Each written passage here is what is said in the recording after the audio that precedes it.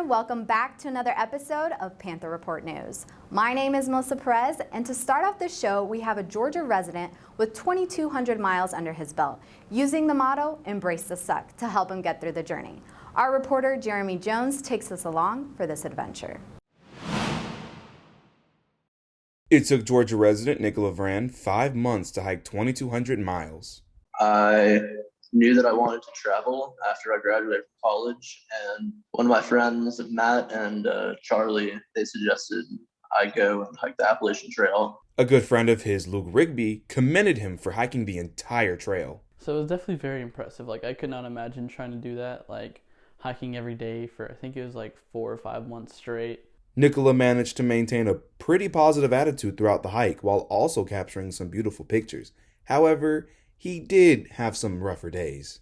I'd say my worst spot I was in was when I was in Pennsylvania. The trail was really, I did not like the trail there. It was very rocky, hurt my feet, and I kept tripping over rocks. And despite unpleasant meals and body sores, Nicola was still able to persevere and push himself through. Pretty much what the hikers say is you gotta embrace the suck. On the bad days, you just kind of gotta realize there'll be good days coming. After completing the hike, Nicola says that this experience has boosted his confidence and improved his mental health. He recommends the hike to everybody and says anybody can do it, but make sure that you are mentally and physically able to do so. Jeremy Jones, PRN. Now, Panthers, we've hit that halfway mark in the semester, which means a couple of things. Your FAFSA application is now open, so make sure to get a head start in order to receive your financial aid on time for the upcoming semesters. If you want more information, please visit Student Financial Services or check online at sfs.gsu.edu. Also, registration for summer classes are officially now available. Log into your PAWS account to check for your registration times and make sure you have no holds that prevent you from doing so.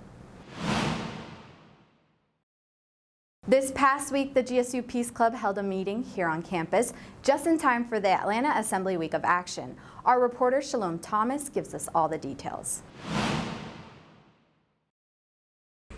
GSU Peace Club and Georgia Tech Veggie Jackets have teamed up for a collegiate animal activism meeting, and just in time for Atlanta Assembly Week of Action, a full 8 days dedicated to taking social, political, and charitable actions that make a difference. Here's an inside look. The students that attended this meeting were well informed about the oppression and exploitation of animals, along with current activism events. We're also interested in going to the Yankees protest in Emory because they're protesting the laboratory over there for climate research stuff. And so I haven't done animal activism in Emory, so that'd be a pretty interesting thing to do. Yeah. Guest speaker and activist Mikey Yago shared tips and tricks to being an activist, like how to perform a successful outreach and staying motivated. So my tip for college students is pretty much the same as with all others. It's what I'm using right now. I'm using my voice to advocate for the ones in need, and college students are the same as me, right? So everyone, along with college students, you have a voice that you can use to speak up and get after or highlight the ones that are oppressed and show that they need help, and it takes all of us to come together to voice as loud as we can so that the right attention may be focused on the victims here. Social media has aided in the rise of veganism in the general population. However, several studies have shown that most college-age vegans find it hard to maintain their diet while on campus and in dorm dining halls. Kiara Brown had this to say on the matter. Well, to be quite honest, I feel that Georgia State could be more accommodating.